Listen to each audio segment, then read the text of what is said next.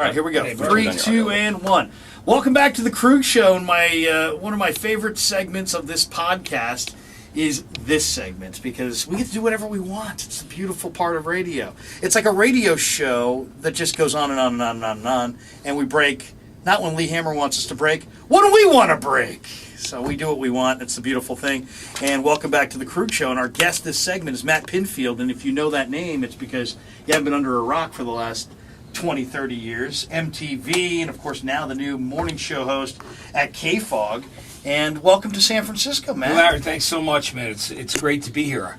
My head's still spinning a little bit. I'm a little delirious, but that's mostly because of the crazy week I had last week, you know. I heard about this. You went to Prague for a day. Yeah. Prague. Yeah, I want to tell you how it all started. Not Moraga, Prague. Well, here's the crazy thing. I've had people say to me, you know, including, you know, my girlfriend, who had said, you know, you haven't stopped going for a month. You got to be, you know, just so exhausted because once I knew I was definitely moving out here, I started packing my insane amount of CDs, records, actually going through boxes. I lost my apartment in 9/11 because I moved on September 1st, 2001, 2 blocks from ground zero. Really? So that was crazy. I, you know, got out of there, evacuated with my 1.5-year-old daughter. Then now she's 16. But what a crazy, insane morning that was. In fact, as a baby, she was supposed to be in the Battery Park daycare where the poor parents didn't know if their kids were alive or dead for 8 hours. Now, the ladies that worked there were amazing. They got the kids on a boat over to Jersey City, so the kids were alive. But I had her with me because she had an earache the night before. What are the So odds? me and my ex-wife, we were just, you know, like, so I was so grateful. But I remember when I saw the first plane hit and the second plane out my apartment window.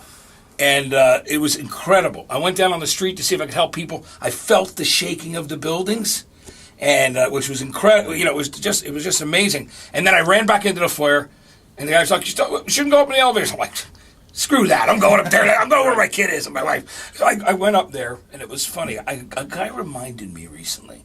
I was down on the Jersey Shore in Asbury Park, and he rides his bicycle up to me. He goes, "I was in the elevator with you that day on 9/11. I went up there." He goes, "The funniest thing I always tell people is, you know, we were talking about, what do you think it is? Are they going to try to blow up the federal building? What's going on here?" And this guy just looks at me and goes, "Hey, aren't you the guy from MTV?"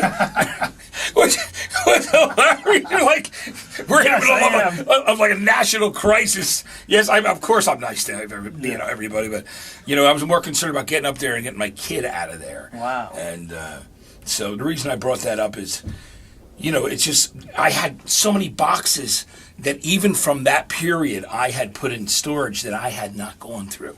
Their stuff, I opened boxes that hadn't been opened since 2002. So when I knew I was moving here to San Francisco, I'm going through all of those boxes.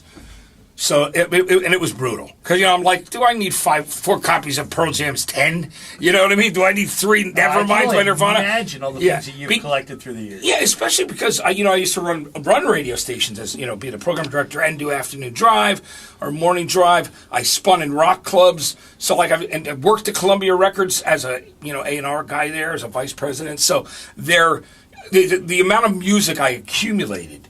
So there's the CD side. There was, of course, the vinyl, and then DVDs and books, and it's insane. It's been a crazy early start here. Now, you come out to the West Coast, and by the way, this is the best month of the year to come out to the West Coast, right? Because it's still snowing and still cold in the East and the Midwest for the most part. This is the time of the year that if you're out here on the West, you're sitting there going, wait, March is April, or it's almost like summer weather in some cases.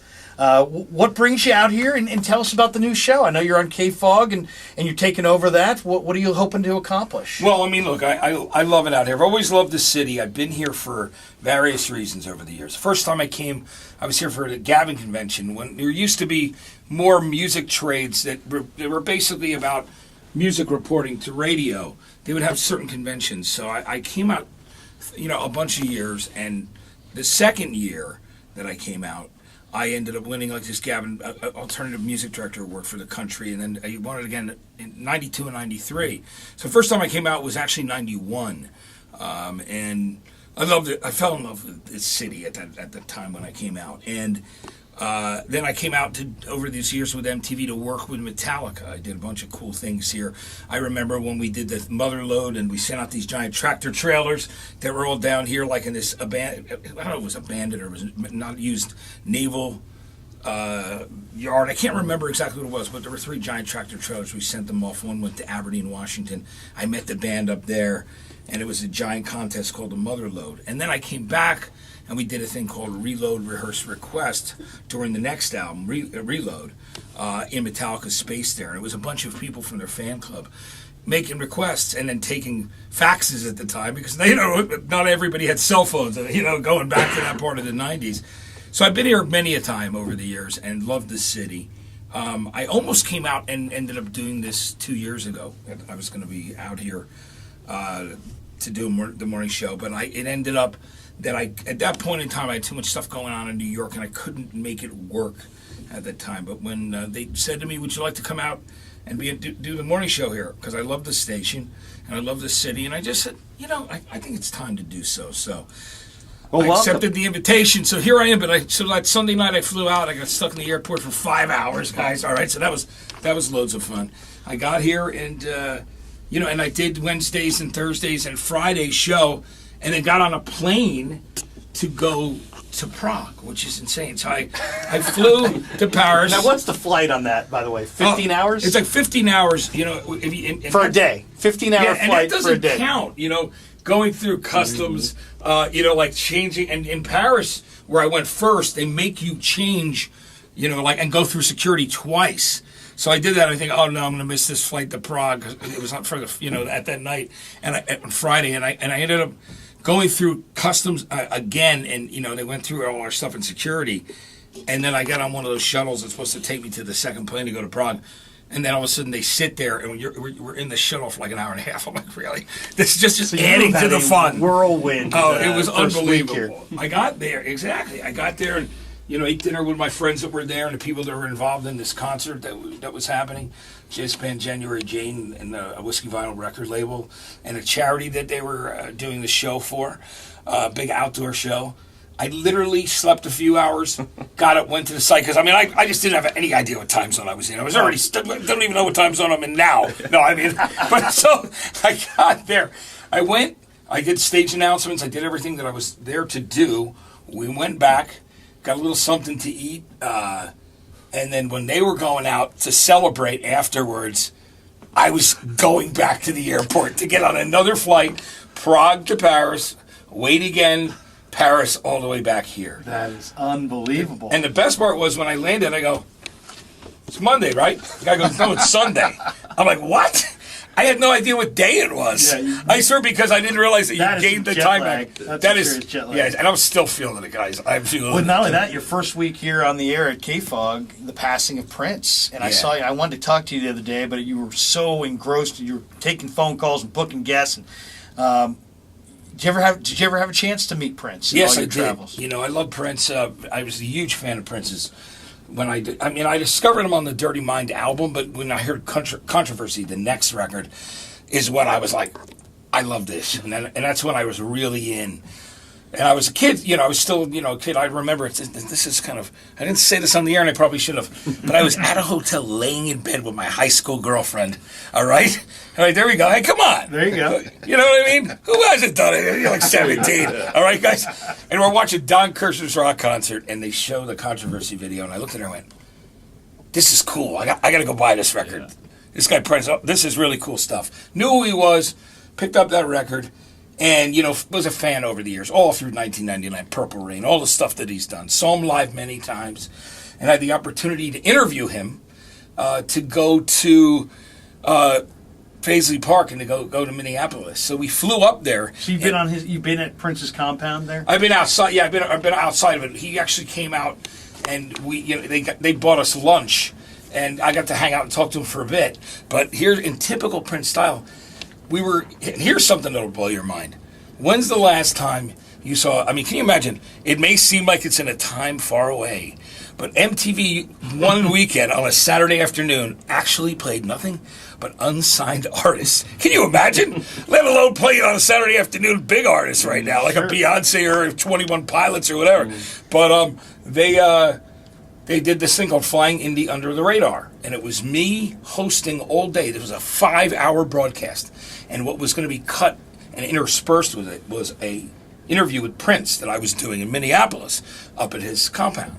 So I get there and I get to the hotel. Right. Prince calls my producer and says, himself, and Prince calls and goes, you know, I really like Matt. I think Matt's really cool, and I know he knows music, but I can't do the interview.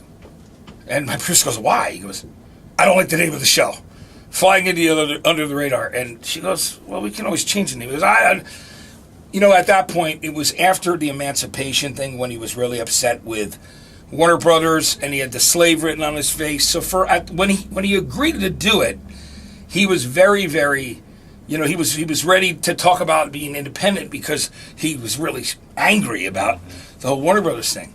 But at this point, he had already signed a new deal with Clive Davis to put out all his stuff through Clive when Clive was still doing the Arista thing. So I don't think he wanted to offend Clive, to be honest with you. So he, you know. So he did it. So I basically, no, he didn't do the interview. Well, he didn't do it. Well, that's why I don't think he wanted to go on and talk about. Originally, he was going to go on there and riff about major labels and why it's cool to be indie. So he did not.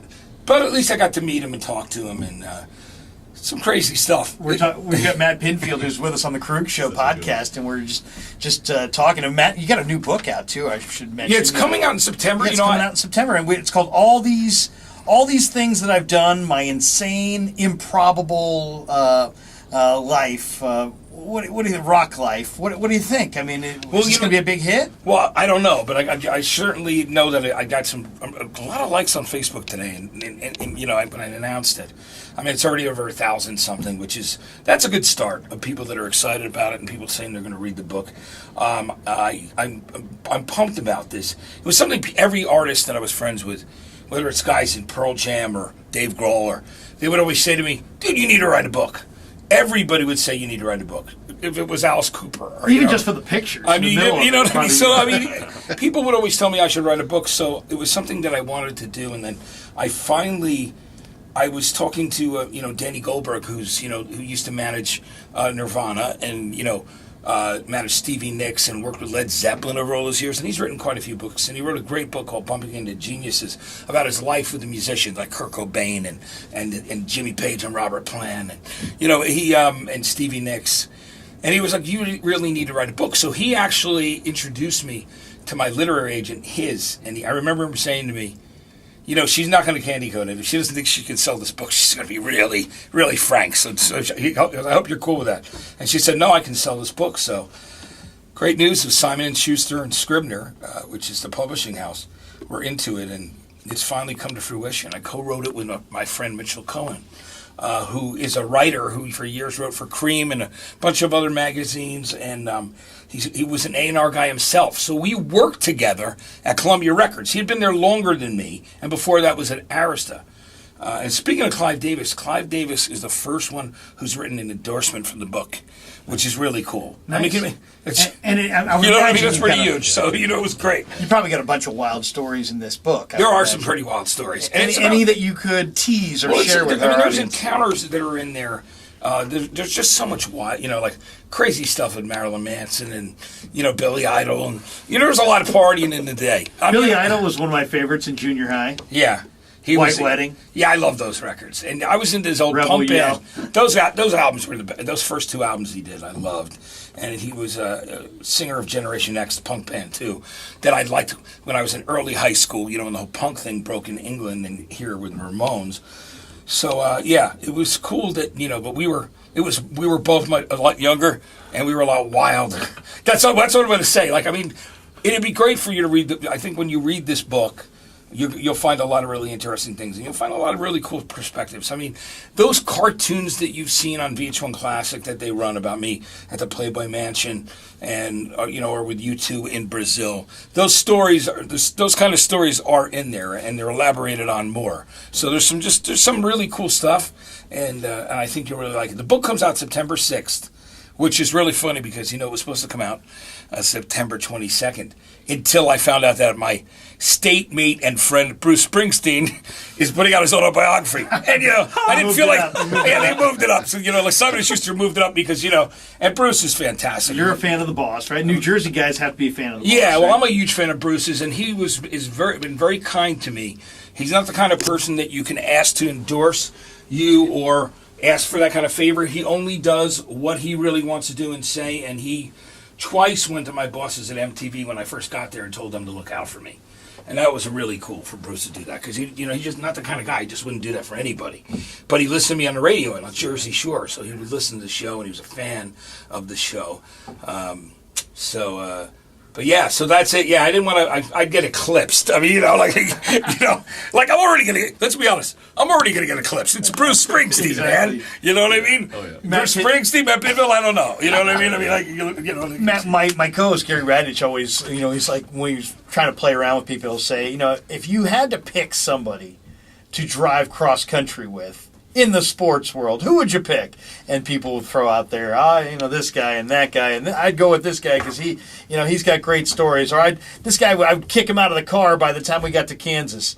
You have covered an enormous number of musicians and rock stars in the last few decades. And if you had to spend an extended period of time with any of them right now, who would you choose? I don't know. I mean, I like Paul McCartney or Bruce, someone like that. I mean, And do musicians want to talk music, or do they want to talk sports? I know a lot of sports figures like to talk about music and movies and TV and other things. It's vice versa. It's funny because we talk about, guys that I know that are sports guys. I'm a Jersey guy, so I like the Devils and the Rangers, which people say you can't, Devils and Rangers. No Islanders, though. Devils and no Rangers. Islanders. What's so funny? I'll tell you, I'm in a Rangers game.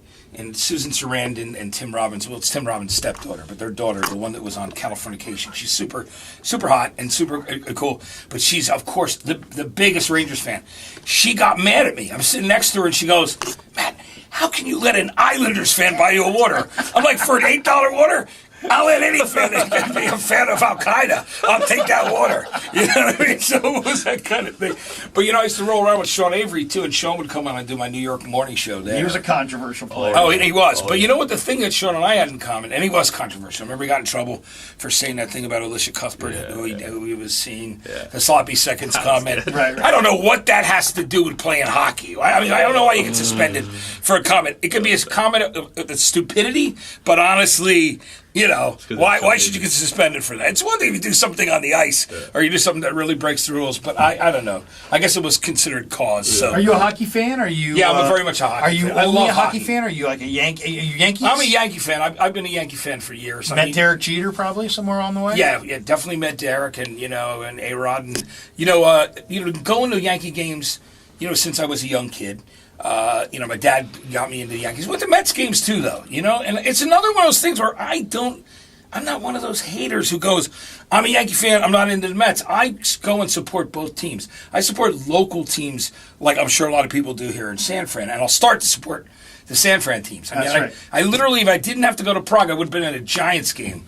Don't miss it. I'm going to be going to see as many Giants games. What's the over/under on the number of times you sat courtside at the Garden? It's got to be it's got to be 20, 30 times you probably sat courtside. It's been about 10 to be honest with you. Nick fan too? Yeah, I'm a Nick fan too. Yeah, so I mean, being there, the Garden for me, I feel really blessed because as a sports fan, it's one thing too, but as a music fan, I've done I think I hold one of the records of the most introductions for bands at Madison Square Garden, and I remember going there as a kid and sitting in the next to last row, when your older brother takes you to a concert. So having been able to introduce that many bands on that stage there, and to go to that many sporting events there, is just for me. I mean, it was the pinnacle of things for me.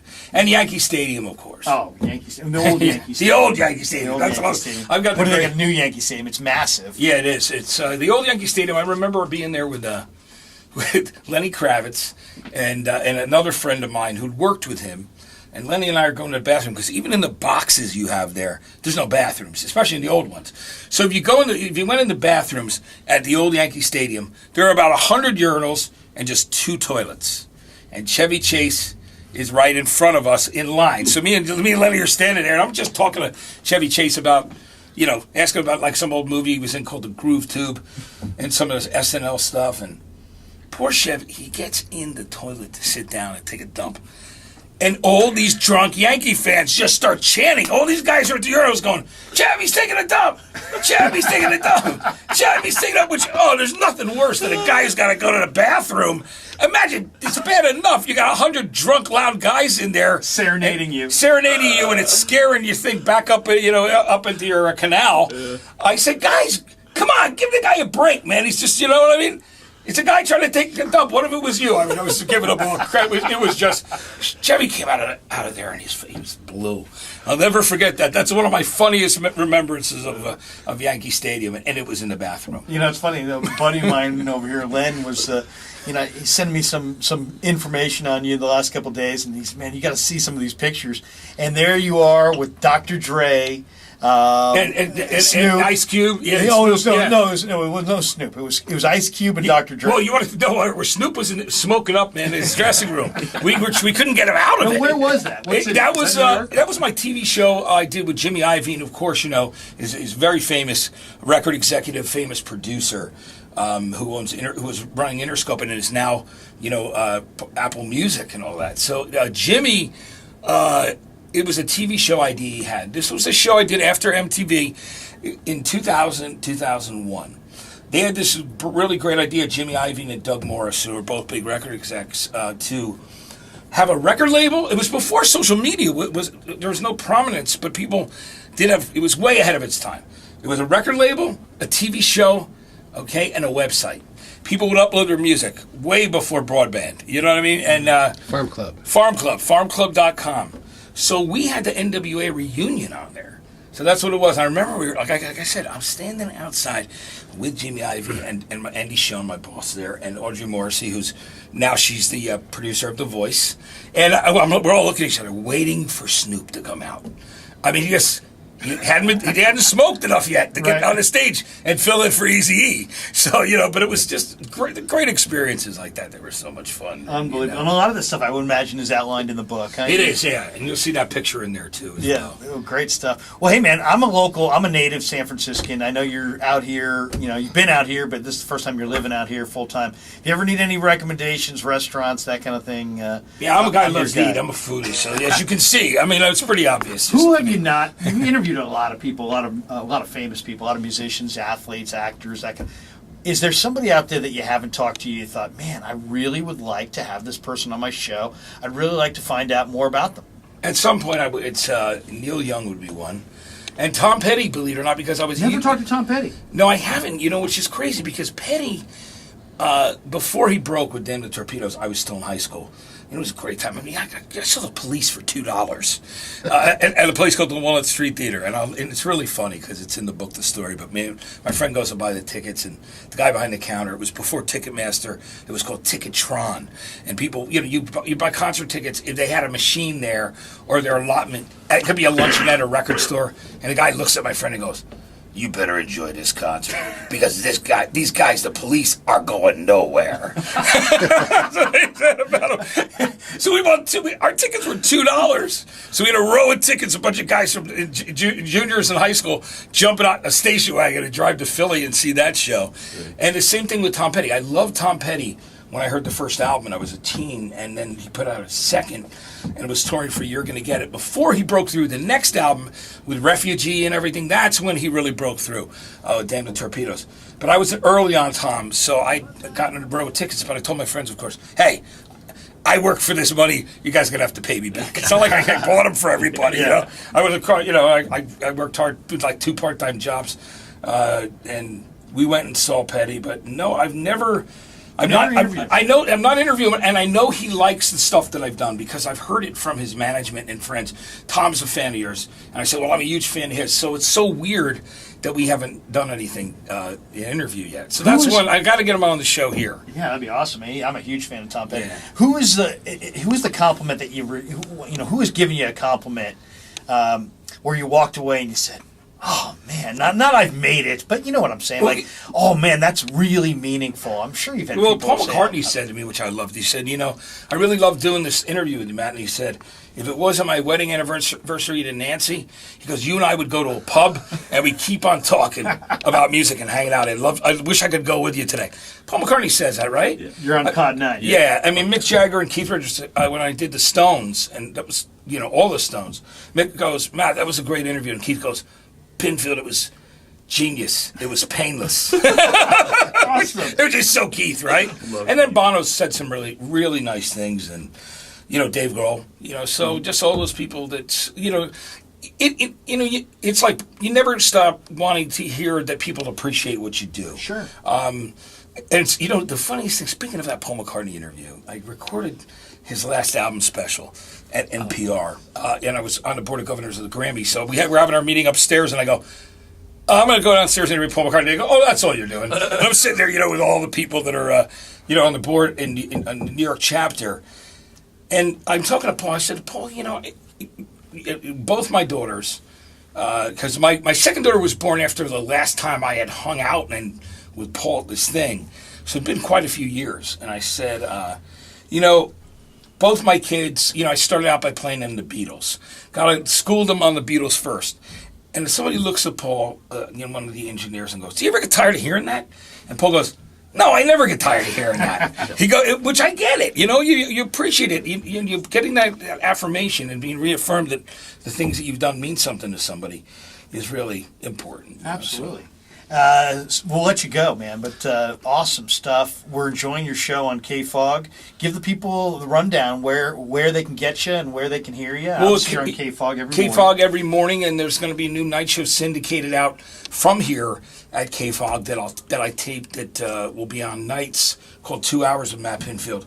It's on in Chicago, Minneapolis, New Orleans. But I love it because I'm living here locally in San Fran, so this is my home. Sweet. We're glad to have you, man. Welcome to the city. We hope you enjoy it. This is a great music place. I mean, it's one of the greatest music. Yeah, they're my friends. I've hung out with them here, like I said. I once went to a party in high school where Too Short was hanging out. Too Short, man. Too Short. Life is too short. You know what I mean? Remember? Yeah, I remember all his records. And he was very cool. Yeah. Obviously, Huey Lewis, a big Bay Area guy. Oh, yeah. There's so many. I mean, if you go back to, obviously, the Dead, Quicksilver Messenger Service, and Moby Grape, and, all that. Sly and the Family Stone, I love all that. And then everything since. I just this is a music-rich cultural city. It's great. So the book's out September 6th. Awesome. But every morning, I'm on KFOG live from San Francisco here, 5:30 to 10, and on days like when Prince passed away, even longer. Awesome. All these things that I've done, as Matt just said, it'll be out in the bookstores on the 6th of September. And, hey, man, we do this podcast. We cut it on Tuesdays, and obviously it lives at KNBR.com. You're just down the hall. We'd love to bend your ear once a month and get you in here and have you tell stories and talk about your show and promote things you have coming up. I'll do that for sure. I'd love that, guys. Thanks so much for having me in. You got any experience podcasting? I know you did a podcast. Yeah, I did one for MTV Networks, which I did, which was really, it was cool. It was called The Hivecast. I did that for about a year. In maybe a year and 2 months. I think there's 52 of them up there. And it was cool. It was everybody from Chris Novoselic from Nirvana to Glenn Matlock of the Sex Pistols to, it was to new artists like Mark Ronson was the first one who did it. I called up Mark Ronson. I said, hey, Mark, will you come do my podcast? He said, yeah, okay. So it came down. He was the first guy to do it. It's just like calling your friends and saying, hey, can you come do this? So it was very cool. It's a fun job that you do. It's a fun job that I do. And thanks for coming on, man. Hopefully we'll get a chance to rap more and get you on future editions of the Krueg Show. No, that'd be great. Thanks so much. It was a lot of fun to be here. Thanks for having me. Matt Pinfield. More straight ahead on the Krueg Show.